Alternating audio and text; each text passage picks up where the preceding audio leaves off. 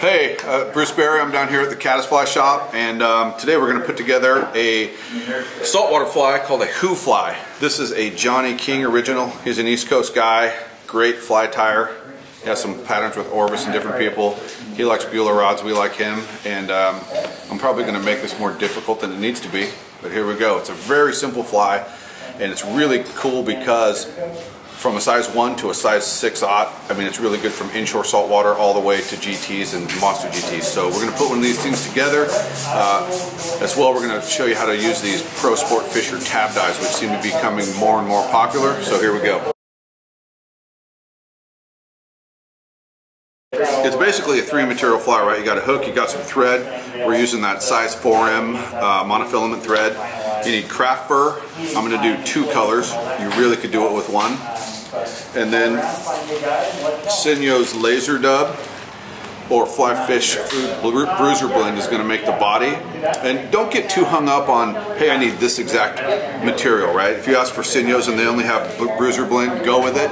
Bruiser Blend's a little bit longer, Sinyo's is a little bit shorter. If you get to a 6/0, you may need the length of the Bruiser Blend, but don't get too hung up. We're also going to pan in at the end of the video and show you different saltwater hooks. Like I'm a SC15 fan and an SL12S fan. There's 600 SPs, AREX. So like 1/0 or size 1 through 6/0. Go with your favorite hook. It doesn't have to be just a rough template. Don't think it's exacting. And then we'll have some color combinations that you can look at. Purple over black, silver minnow belly actually works for the back of a fly. But we'll pan in and show you guys that stuff. And here we go. So monofilament tying thread. We'll start that on the hook. And I'm just going to put just a little bit of a thread base down, not too much because it's mono. And we're going to go far enough back that we think the tail won't foul. I don't think I have to go all the way to the bend of the hook. Get rid of those. Alright, so this is kind of just a slightly off-white craft fur. We're going to cut a hunk of that, and that's going to be the belly of our bait fish, or tail 1. And you'll notice with good craft fur, there's shorties. So we'll try to show you that to the camera. So get a hold of that, get into a flea comb, or you can use your fingers, but get those shorties out of there. You'll get a much better tie-in. Okay. And this stuff just kind of has a natural taper. This is pretty long, so I might just take some of the longer fibers, pull these, and then I'm just going to use them and I'm going to replace them a little bit shorter than the length. And I still probably have a really nice taper. Yeah, it worked out good.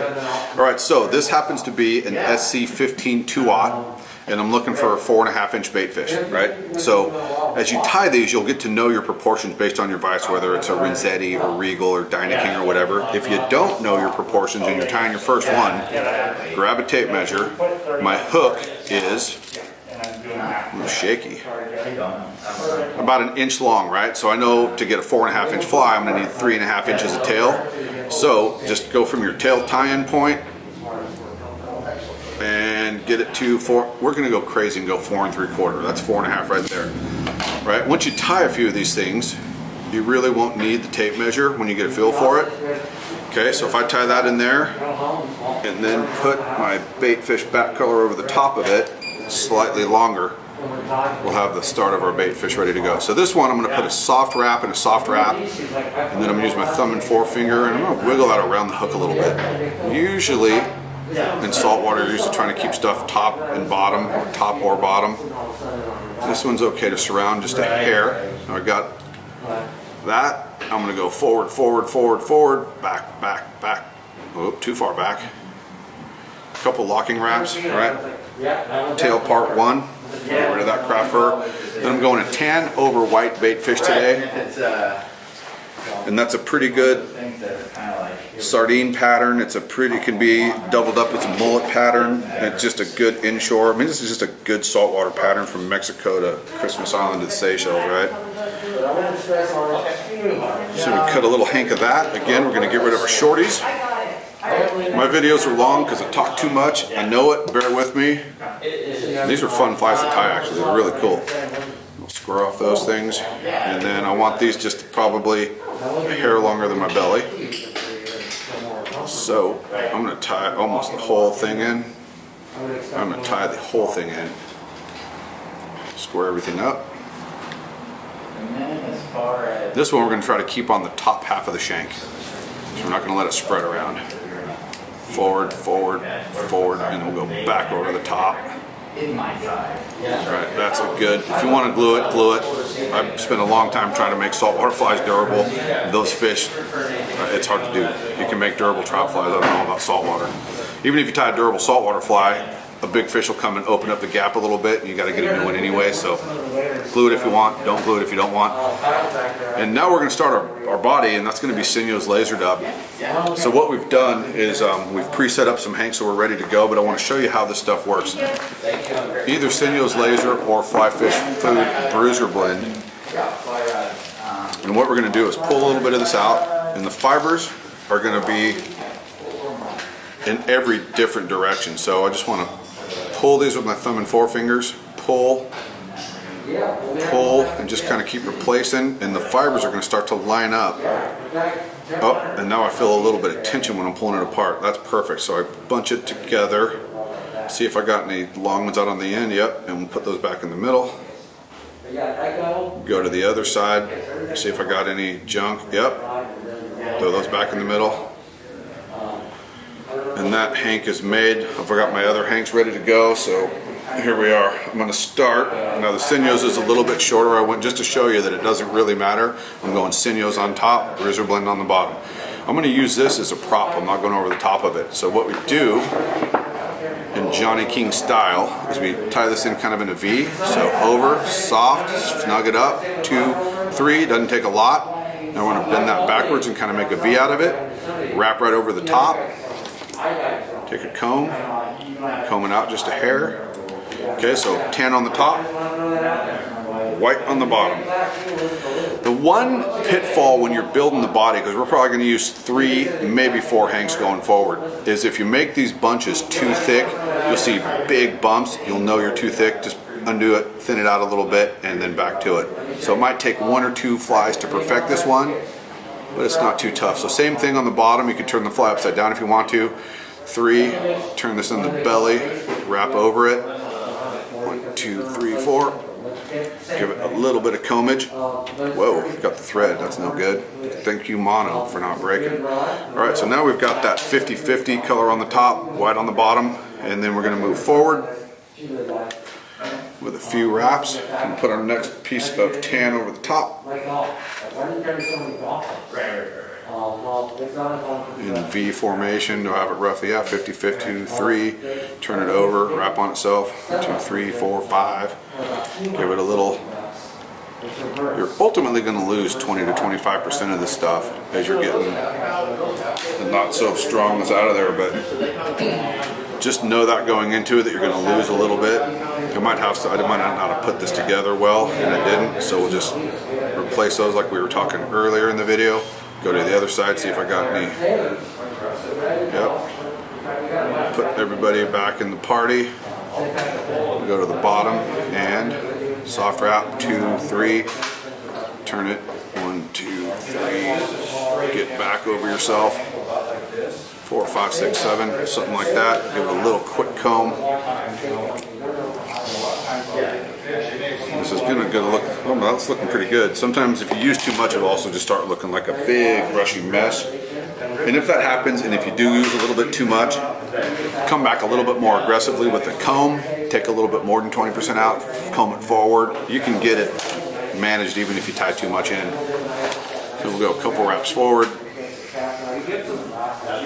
Turn that guy. 1, 2, 3. Turn it. 1, 2, 3. There we go.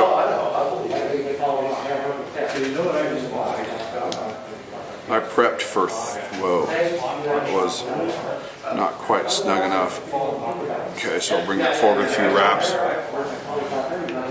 think I set up my hanks a little bit light, so we're going to come back and make about 50%. 1, 2, 3, turn it, back over the top. These are pretty cool. I mean, you can tie these fast and do a little prep work. I mean, I bet you could probably sell these for 10 bucks a crack. Saltwater flies aren't cheap, and these are awesome. Okay, there we go. So I do need to set up a fourth. You're going to use 3 or 4 on these flies. You know, 3 probably when you get down to size 1. They're just not nearly as big, and this makes a great, much smaller inshore bait fish. And then if you're going to make it on a size 1, it's probably going to be a 2.5, 2 3/4 inch fly. So just, you know, tie it accordingly. Let's get these fibers all oriented the right direction. And yep, I'm starting to, when the fibers start to align one direction, as you pull them, they'll start getting stronger and you'll feel a little bit of a tug. And that felt just about right. So 1, 2, 3, turn it. 1, 2, 3. Comb it. Move forward. And then need another white. Orient the fibers. I'm not feeling any tension yet. So this is just kind of a general purpose saltwater fly.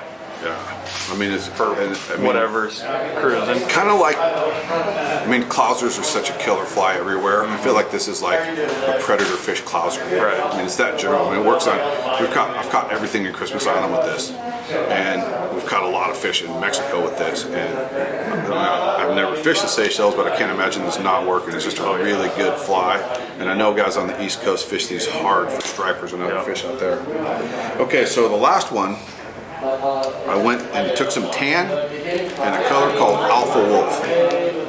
Alpha Wolf for president. So I mixed it up so we get that dark dorsal stripe like most bait fish have, a little darker in the front, a little lighter in the back, darker on the top, lighter on the bottom. So there's a little mix.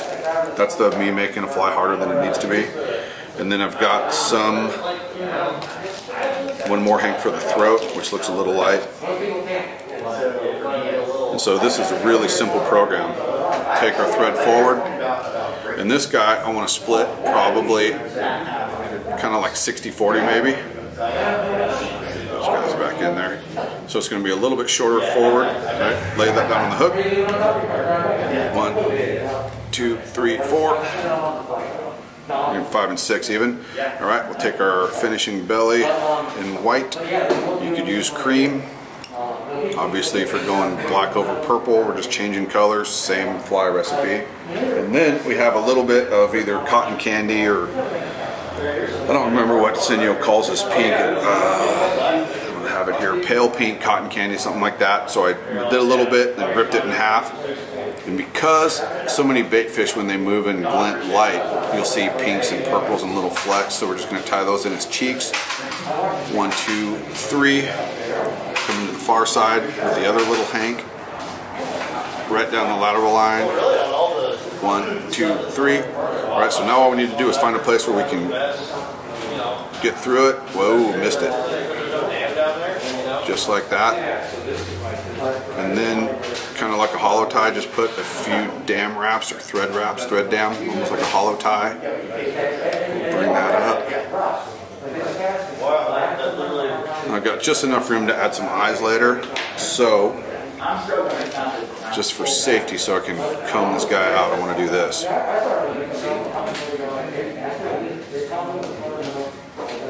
We can also do this. I just always have hangnails, and I always break my thread trying to do this part, so I end up having to do like that. Got a couple of whip finishes so you know you're good. You can cut it out or leave the thread now, doesn't matter. All right. I'd imagine if you take all your scrap, you could probably come up with a new color and another killer bait fish, so we'll save that. So now we're just going to get in there and just kind of pick through it, take off the stuff that's not going to stay.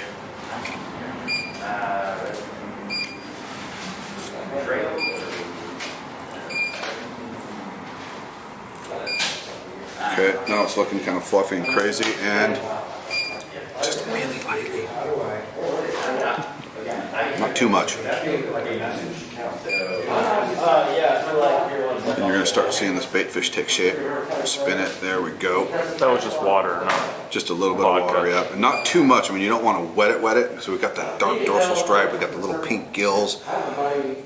These guys are, oh, that'll take its shape. Okay, so the finish on this fly is almost kind of like those, I don't know if they call them gummies or chewies or softies or what, but liquid fusion can be found in most fly shops. Forever I tried to find a bottle with a paintbrush in it, couldn't find that, but I like to cut it with water a little bit. It's non-toxic, it dries pretty quickly, you can put it on your hands and deal with it without gloves. So I have some of that already pre-watered. It might be a little thick, and the texture's not just a cheap paintbrush, plastic bristles. So with this, we're going to go here.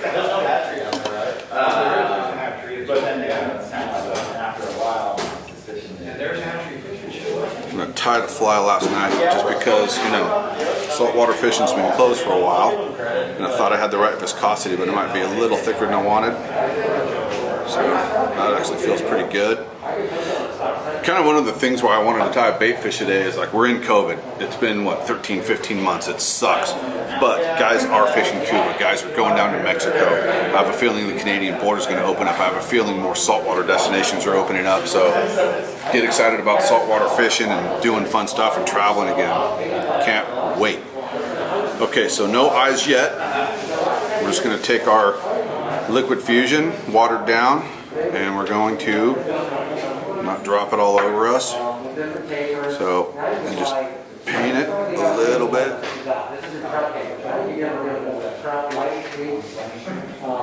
And we're going 360 to about the bend of the hook so it doesn't foul.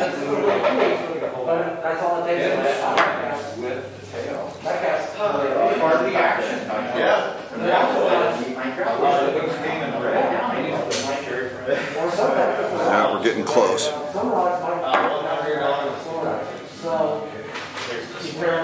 Okay, now don't be scared to put your fingers in it and get that guy shaped the way we want it. So we might push him up a little bit, and those bait fish kind of have those fat little bellies, so we want that. And we'll just wiggle this guy down. Or actually green, sorry. The green button. He's starting to take shape. It's already. That should just say what kind of card you got. Okay.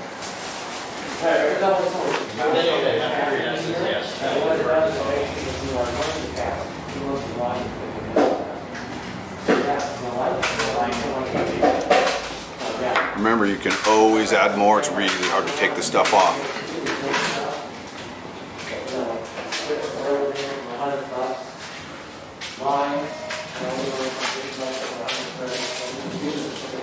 There we go. Oh yeah. Well, okay.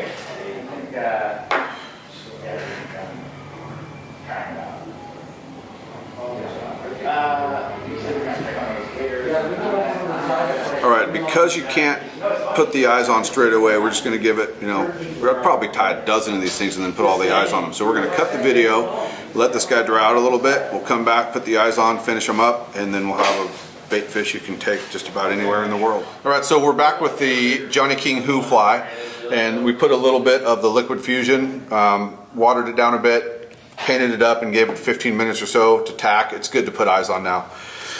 So we never cut the thread off. We're using a Pro Sportfisher Tab Eye, and essentially what that is just a slightly domed eye. It's about 40 layers of UV stuff, and it's got a little tie-in tab. These are really cool and they've become really popular. I have had some people tell me they're not durable, and I'm not sure they're using them the way we intended them to be used or whatever. So let me pop a couple of these eyes off. I got some of that goop on my fingers. Okay. So this bait fish is 2-aught. It's about 4 3/4 inches long, and this tabbed eye I decided was an 8mm is going to be the right size. And you'll find that these tabs are pretty long, and that's going to set that. The cool part is you can move the eye fore and aft where you want it set. I think that this tying tab, the way it is from the factory, is just a little bit long, so I'm going to clip just a bit. Let's see if I can get that for the camera. Just a couple millimeters, boom, like that. Then some Sinio's laser dub in my mouth. So it's got a tacky back. I'm just going to set that on the eye of the hook, kind of bend it to the shape of the bait fish. And the guys that are having problems are using gel spun in their hammer and wraps, 2, 3, 4, and these are just very, very light placing wraps. Is really all you need to set these guys. And I'm going to bend the eye a little bit to the shape of the fly and just let it sit and lightly tack. There's one. Let's get another eye off of here. So let's see what I'm doing, might work out. And these are kind of pre-laser cut so they come off pretty easily. We'll trim off a couple millimeters so it's going to match the other side. Boom. Now, get in there. Just press that guy just into there. Let's make sure we're even. Looks good. Okay, then we're going to bring 2, 3, 4. Just some soft wraps, just a few. And we're going to find thread tension with these guys. I didn't do a very good job on that one. Thread tension is not our friend. Okay, I'm going to bend it to the shape of the bait fish, just like that. Okay, and you might be able to see this on the bigger eyes a little bit better. This is a 16 millimeter eye. Around the entire eye there's a little resin ridge, and that's designed for a UV resin. So what we're going to do now is make these eyes durable and the tie-in durable with a little bit of resin. So we'll whip finish out.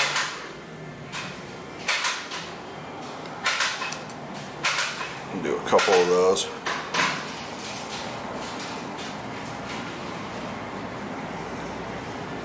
And the resin's going to hold the eyes to the fly permanently, and it's going to make the eye durable. Okay, so we're using Pro Sportfisher Thin Flex. It's highly, highly flexible resin. I'll lay that guy on its side. We need to reposition that camera because I may have just messed you up.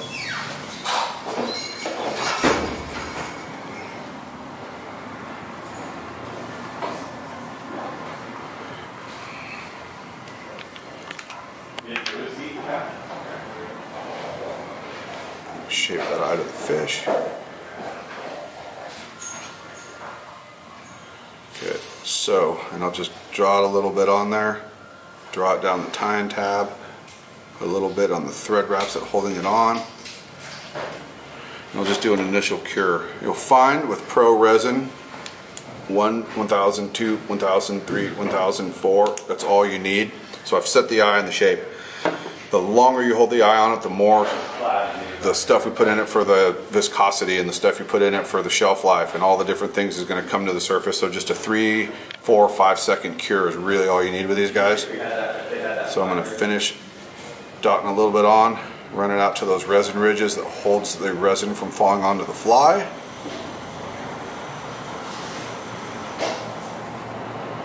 And it's not completely covered yet. Wiggle it around. Okay. Just put that. 1, 2, 3, 4. Good. The other side.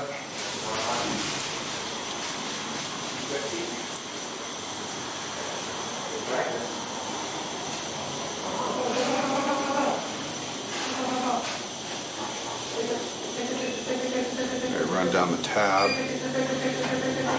get some around the wraps, just push them close to the bait fish. 1, 2, 3, 4. Good.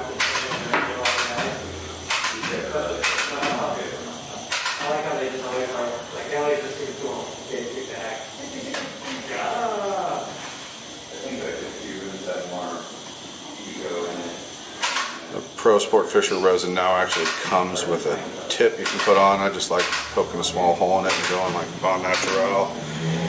This guy, I've already nuked this, so I'm going to press him into place. And then this will hold the shape. 2, 3, 4. Good. Okay, now, if you want to, this is the point when you can dome the eye. So I'm going to put a big glob right on the pupil. That looks super awesome.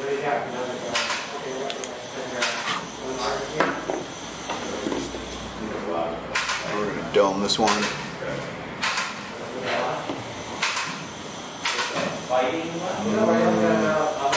Not centered super well. That looks good.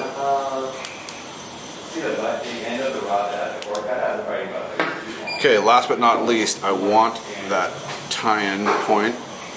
Camera still good, angle-wise? Yep. So this is what holds the eyes to the fly.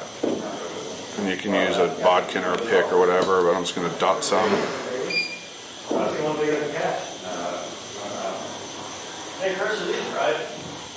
Bottom side. That's what holds Pro Sportfisher Eyes. Tab Eyes in permanent. 1, 2, 3, 4. And there's a hoop fly all finished up. Wiggle him and he looks cool. There's 4 3/4 inches. There's 4 1/2 inches. And it's a really cool fly. It's fun to tie. It's just really a 3 material fly. Fun to tie. Thanks for stopping by and looking.